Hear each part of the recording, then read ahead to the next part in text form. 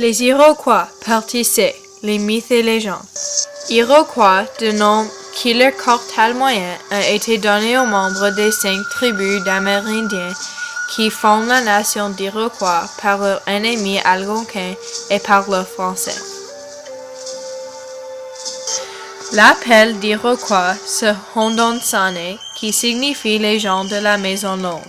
Leur sommet, la nation d'Iroquois, a contrôlé la plupart des terres des États-Unis et de l'Est du Canada.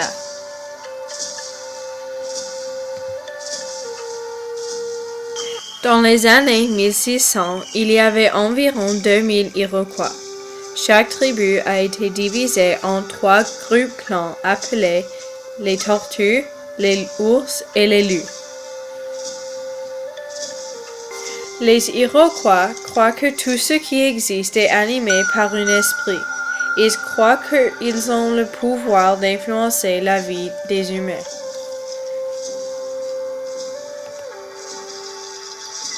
C'est par le rêve que les esprits communiquent avec les Iroquois.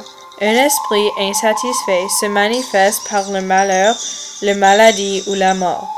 Les esprits condamnent aussi la chasse, la pêche, le commerce et la guerre. Le shaman est un homme ou une femme qui prétend avoir reçu des dons d'un esprit puissant au moment d'un rêve. Il décode les rêves, fait connaître le désir des esprits ou les causes d'une maladie. Dans leur sac de tabac, ils gardent certains petits objets appelés les amulettes. Cela consiste des pierres de forme spéciale, griffes de hibou, dents d'ours ou graines de maïs. Ces amulettes sont des porte-bonheur pour la chasse, la pêche, le commerce et les jeux. Les Iroquois croient que depuis longtemps le mondial a été créé et qu'il y avait une île qui flottant dans le ciel sur laquelle les gens du ciel ont vécu. Ils ont vécu silencieusement et heureusement. Personne n'était mort ni sentait la tristesse. Cependant, un jour, un des femmes du ciel se sont rendu compte qu'elle allait mettre au monde des jumeaux. Elle a dit à son mari qui est devenu très fâché.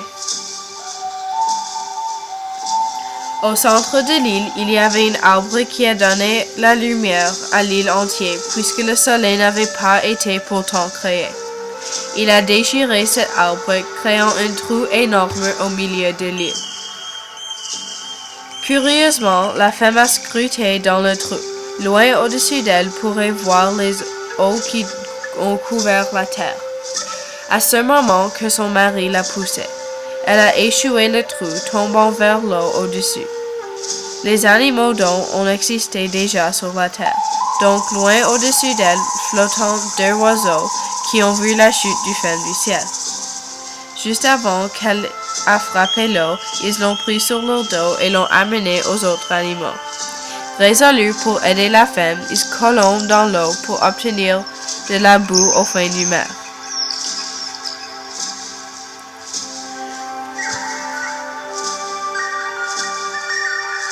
L'un après l'autre, les animaux essayaient et rataient. Enfin, le petit crapaud a essayé, et quand il a réapparu, sa bouche était pleine de boue. Les animaux l'ont pris et l'ont étalé sur le dos d'une grande tortue. La boue a commencé à grandir jusqu'il a devenu la taille d'Amérique du Nord. Alors, la femme a marché sur la terre et a aspergé de la poussière dans l'air, en créant les étoiles, le soleil et la lune.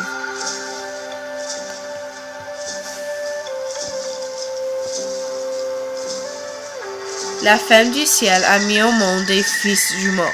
Elle a nommé une jeune arbre. Il a grandi pour être le type et légère.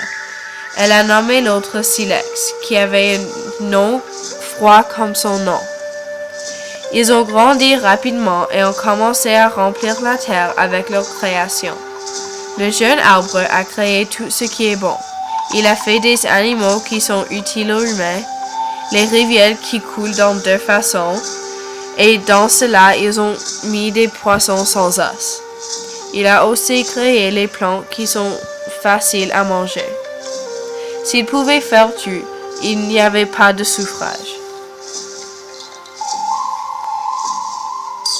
Le silex a détruit une bonne partie du travail du jeune arbre et a créé tout ce qui est mauvais. Il a fait les rivières qui coulent dans seulement une direction. Il a mis des os dans les poissons et les épines sur les buissons de baie. Il a créé l'hiver, mais le jeune arbre l'a donné la vie pour qu'il pourrait transférer à céder pour l'été. Il a créé des monstres que son frère a conduits au-dessus de l'eau.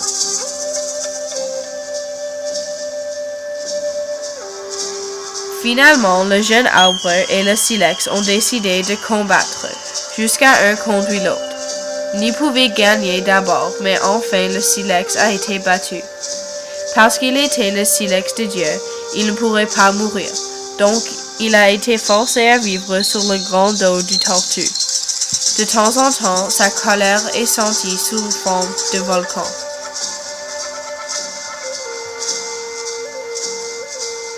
Les gens d'Iroquois tiennent un grand respect pour tout animal. Ceci est reflété dans leur mythe de création par le rôle que les animaux jouent. Sans l'aide des animaux, la femme du ciel pourrait avoir coulé au fond du mer et la terre ne pourrait pas avoir été créée.